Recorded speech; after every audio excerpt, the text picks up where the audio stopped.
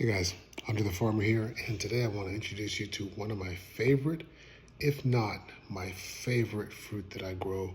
This is a sugar apple, and you can see that it's got little bumps on it. So a lot of times when I say sugar apple, people think I'm talking about some variety of sort of apple that we know in America. But this is totally different. It's not related to an apple in any way. It's also called a sweet sop in some parts of the Caribbean. And you know it's ripe when you start to get spaces between the bumps.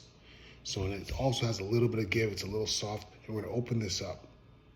Ooh, boy.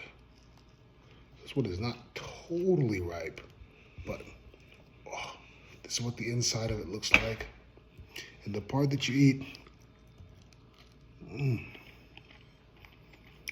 yeah, it's sweet. You can tell why it's called a sugar apple because it's just super sweet. And they have little seeds on them.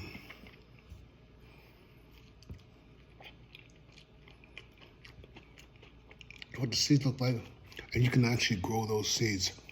This is a sugar apple. If you get a chance, check one out. All right? See you guys. Bye.